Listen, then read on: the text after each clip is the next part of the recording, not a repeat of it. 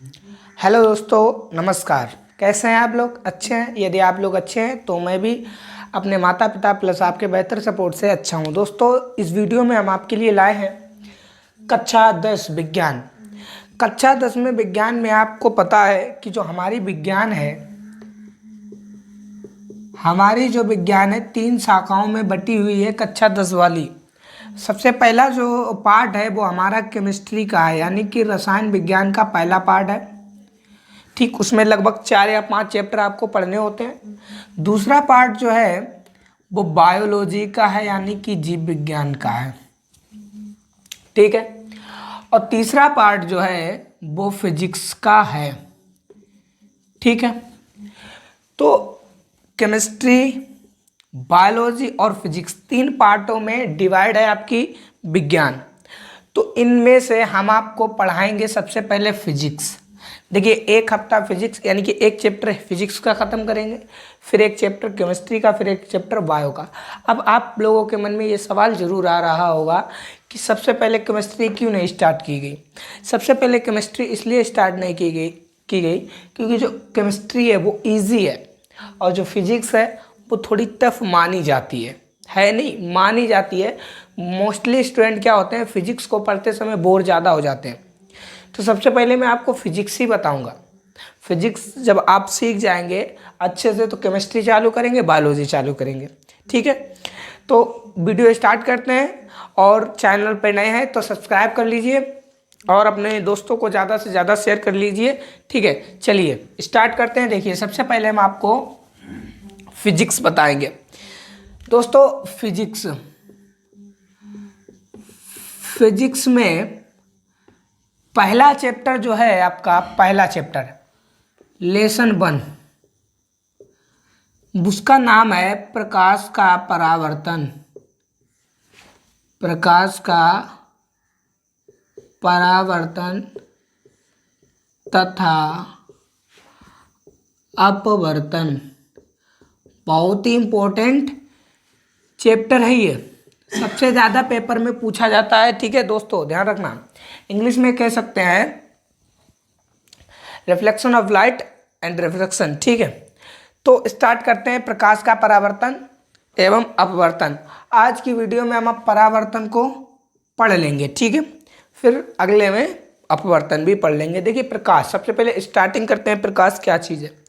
दोस्तों, प्रकाश एक प्रकार की ऊर्जा है जिसे विकिरण ऊर्जा कहते हैं। तो दोस्तों, प्रकाश जो है एक विकिरण ऊर्जा होती है जिसके उपस्थिति में हमें क्या है, वस्तुएं दिखाई देती हैं। ठीक है। वस्तुएं हमें क्यों दिखाई देती हैं? विकिरण ऊर्जा की उपस्थिति में दिखाई देती हैं। ठीक है। तो अगर बात करें इसकी परिभाषा की, बात करें, प्रकाश इंग्लिश में कहते हैं लाइट। तो प्रकाश क्या चीज है? प्रकाश एक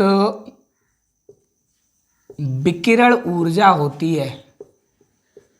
विकिरण ऊर्जा होती है जिसके उपस्थिति में हमें वस्तुएं दिखाई देती हैं।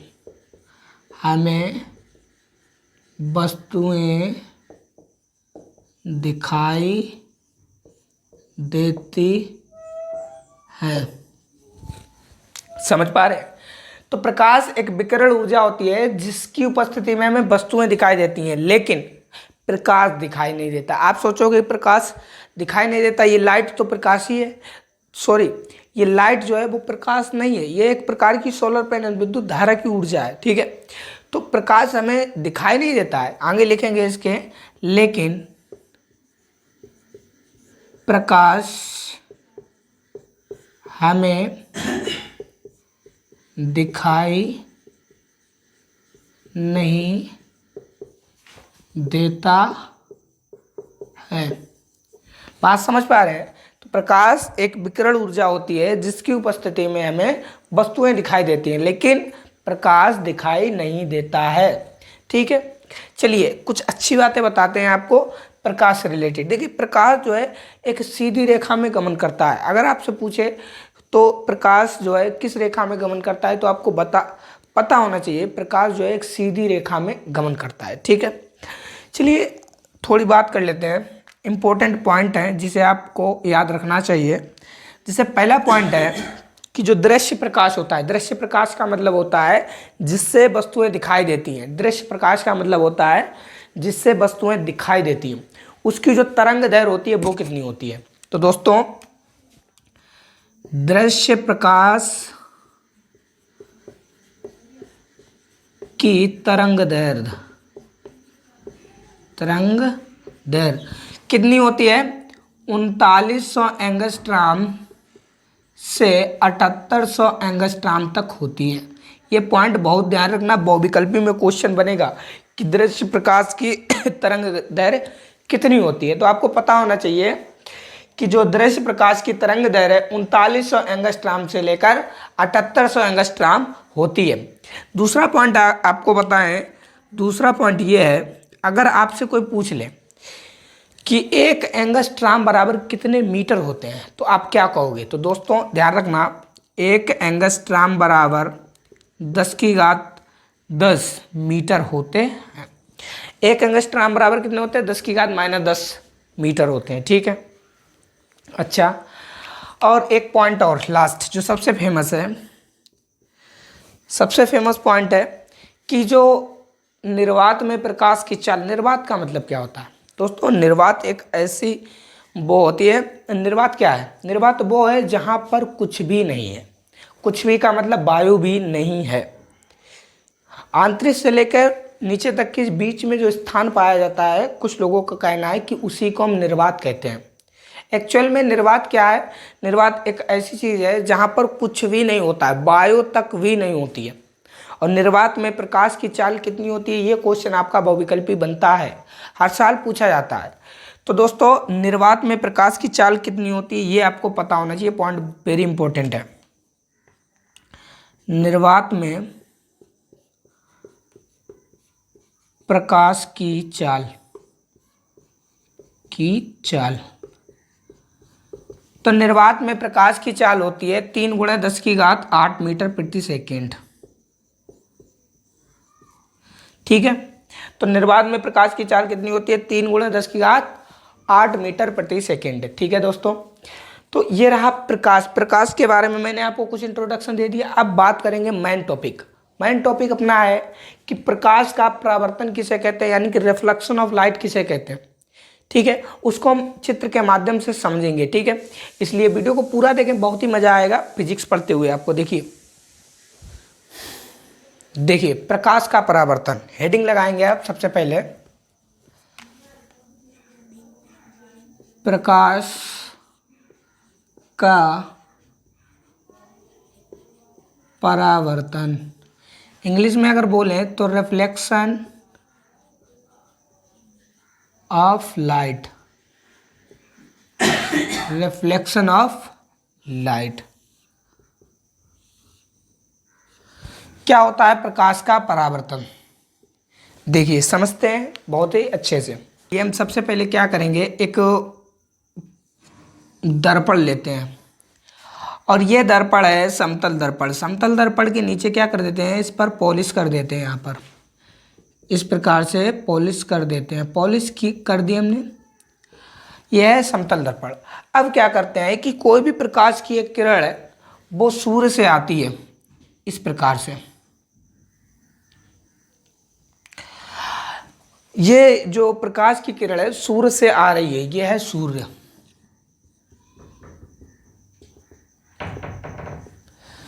प्रकाश की किरण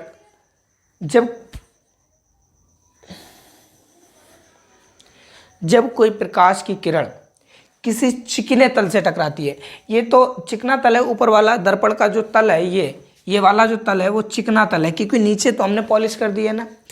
तो जब प्रकाश की किरण किसी चिकने तल पर टकराती है तो ये वापस उसी माध्यम में लौट जाती है।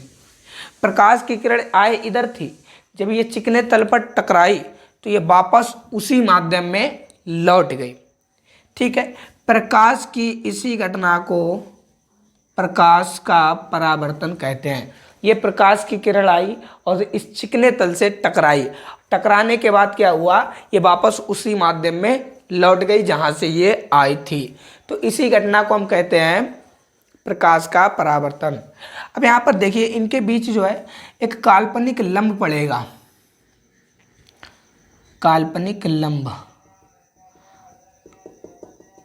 और इस लंब का नाम क्या होगा पता है आपको?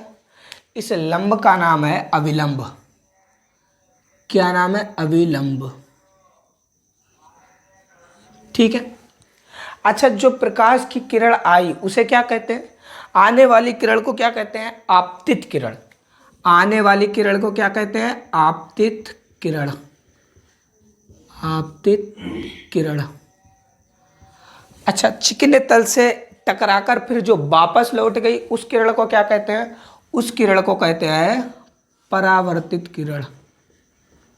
परावर्तित किरण। समझ पा रहे हो? आपतित किरण परावर्तित किरण के बीच में खींचा गया लंब अविलंब कहलाता है। ठीक है। और जो प्रकाश की किरण है, जो आने वाली किरण है, वो उसे कहते हैं आपतित किरण। या आप ऐसे कह सकते हो, जो किरण दर्पण के तल पर आकर टकराती है उसे आपतित किरण कहते हैं, और जो किरण दर्पण के तल पर टकराकर वापस लौट जाती है उसे परावर्तित किरण कहते हैं। ठीक है, बात समझ में आ रही है? दूसरी बात यह है कि जब ये जो अविलंब है और ये आपतित किरण है, आप देख पा रहे हैं कि आपतित किरण और अविलंब के बीच कोण बन रहा है, बन रहा है।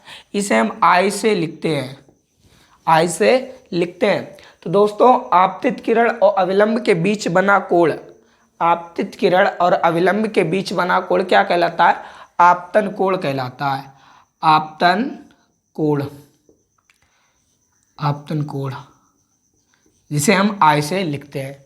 ठीक है। और परावर्तित किरण तथा अविलंब के साथ जो कोण बना है उसे क्या कहते हैं? उसे कहते हैं परावर्तन कोण। परावर्तन कोण। ठीक है, बात समझ में आ गई? इसे हम आर से लिखते हैं, स्मॉल आर से। तो इतनी जानकारी आपके पास हो गई कि जो किरण आई उसे आपतित किरण, जो टकराकर वापस लौट गई उसे परावर्तित किरण। आपतित किरण और परावर्तित के किरण के बीच खींचा गया लंब अविलंब कहलाता है। ठीक है। यह आपतन कोण क्या है? आपतन कोण है अविलंब तथा आपतित किरण के साथ जो कोण बनाती है वो क्या कहलाती है? आपतन कोण कहलाता है। और परावर्तित किरण अविलंब के साथ जो कोण बनाता है या बनाती है उसे परावर्तन कोण कहते हैं, जिसे स्मॉल आर से लिखते हैं। ठीक है। चलिए एक एक बात को लिख लेते हैं। क्या लिखते हैं कि जब प्रकाश की किरण किसी चिकने तल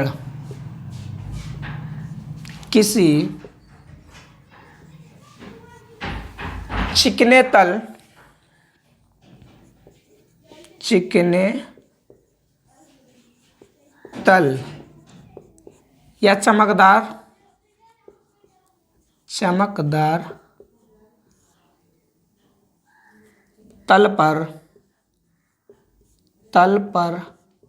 तल पर टकराती है।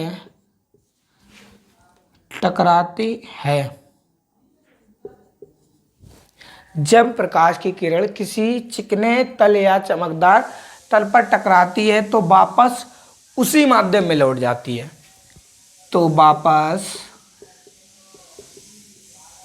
उसी माध्यम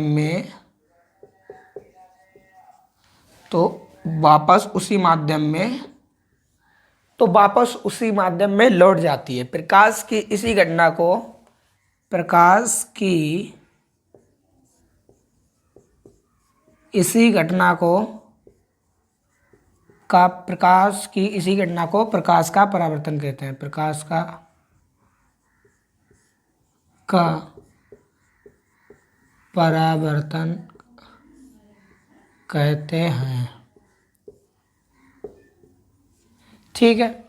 अब बात करेंगे ये छोटी मोटी जितनी भी हमने डिफिनीशनें बताई थी आपको, आपतित किरण क्या है, परावर्तित किरण क्या है, अविलंब क्या है, इनकी डिफिनीशन लिख लेते हैं। वेरी इंपॉर्टेंट है, एग्जाम में पूछी जाती है। देखिए सबसे पहली चीज़ क्या हमने आपको बताई कि आपतित किरण क्या चीज़ है। आपतित किरण। आपतित किरण क्या चीज़ है? आपतित किरण में दो परिभाषाएं बताई थी, दोनों में से कोई एक भी लिख लीजिए। जैसे कि मैंने आपको बताया कि जो किरण दर्पण के तल पर आकर टकराती है उसे आपतित किरण कहते हैं। ठीक है, या आप ऐसे कह सकते हो सूर्य से आने वाली किरण को आपतित किरण कह सकते हैं। जो आपको अच्छा लगे वो लिख लीजिए। जो किरण दर्पण के तल पर टकराती है, ये दर्पण का तल ही तो है, दर्पण के तल पर टकराती है। जो किरण दर्पण के तल पर आकर टकराती है उसे आपतित किरण कहते हैं। उसे क्या कहते हैं? आपतित किरण कहते हैं। आपतित किरण कहते हैं। समझे बात? दूसरी बात क्या है? परावर्तित किरण। दूसरी बात है परावर्तित किरण।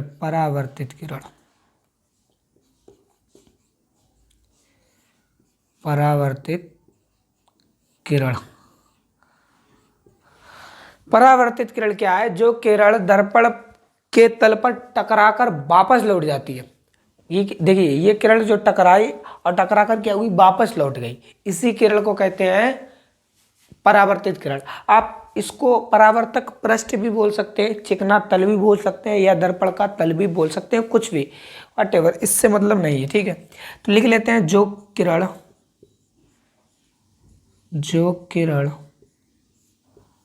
दर्पण के तल पर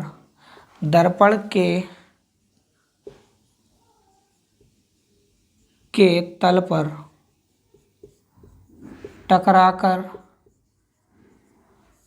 वापस लौट जाती है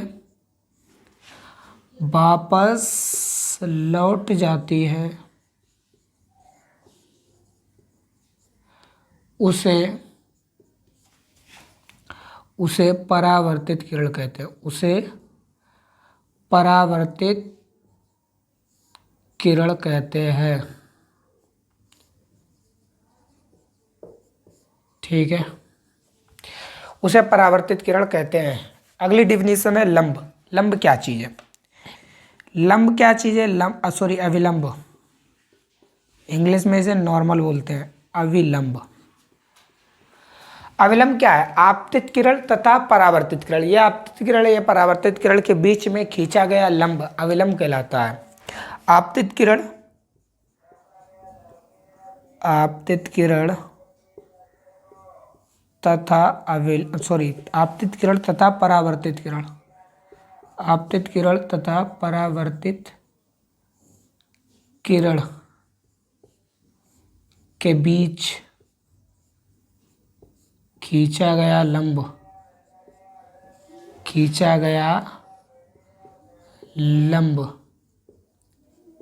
अविलंब कहलाता है।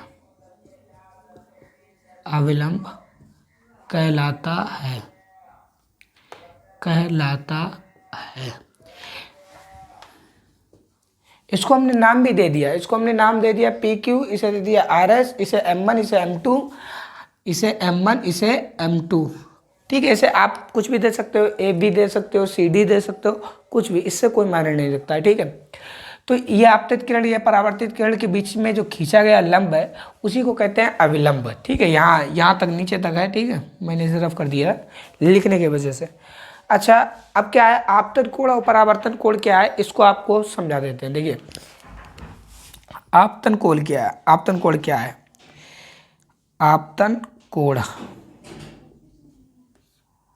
जिसे स्मॉल आई से लिखते हैं। आपतन कोण क्या होता है कि आपतित किरण, ये आपतित किरण है, ये अविलंब है। देखिए ध्यान से, ये आपतित किरण, ये अविलंब। आपतित किरण अविलंब के साथ जो कोण बना रही है उसी को कहते हैं आपतन कोण। देख पा रहे हैं कि आपतित किरण है, ये अविलंब, और इनके ही बीच कोण बन रहा है जिसे स्मॉल आई से मैंने लिखा है, वही आपतन कोण है। ठीक है, तो लिखे परिभाषा इसकी, आपतित किरण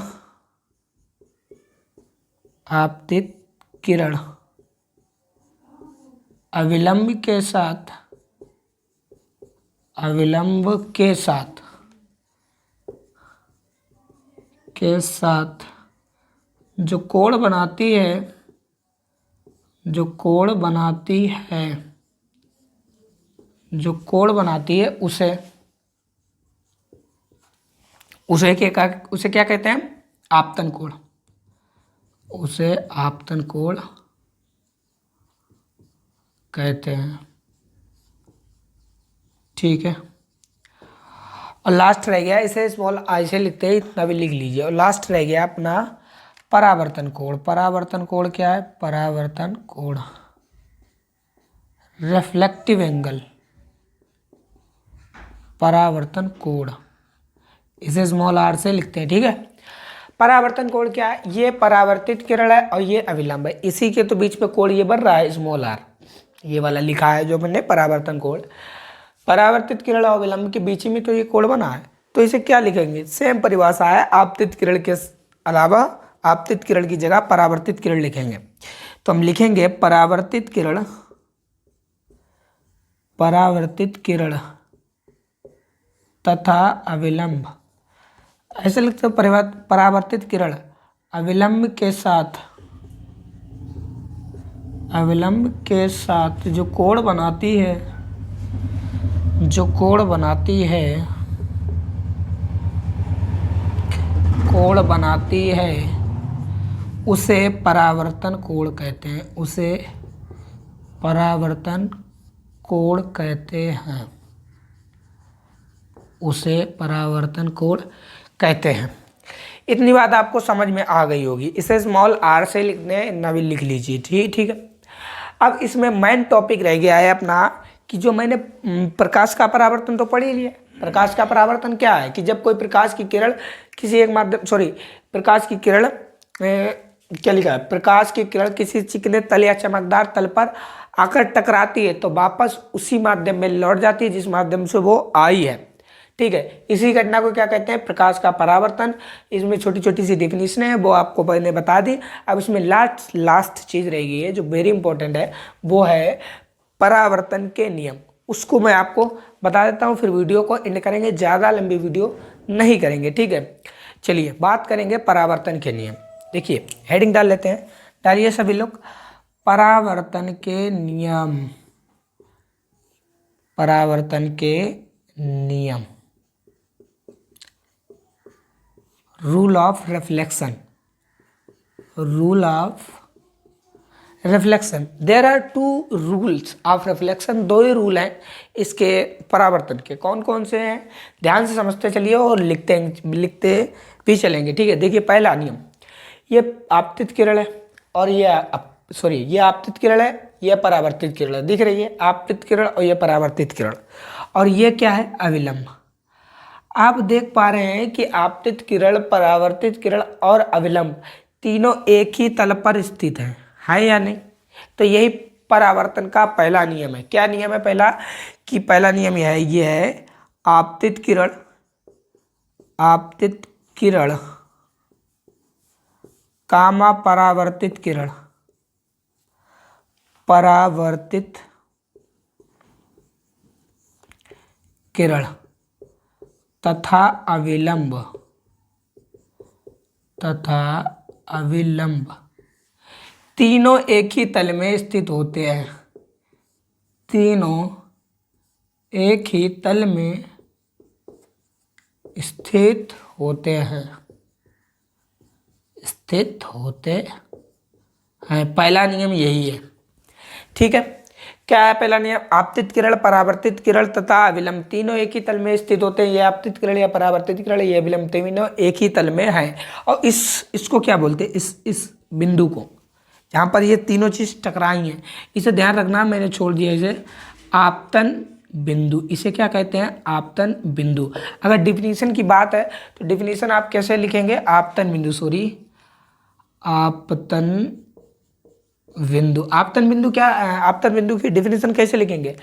आपतित किरण, परावर्तित किरण तथा अविलंब जिस बिंदु पर टकराती हैं या मिलती हैं उसे आपतन बिंदु कहते हैं। ठीक है।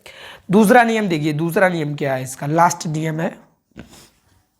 दूसरा नियम क्या है कि ये जो आपतन कोण है और ये परावर्तन कोण है, दूसरा नियम ये है कि आपतन कोण परावर्तन कोण आपस में बराबर होते हैं, ऑलवेज इक्वल होते हैं। अगर ये 10 एंगल का बना रहा है तो ये भी 10 ही का बनाएगा, ठीक है।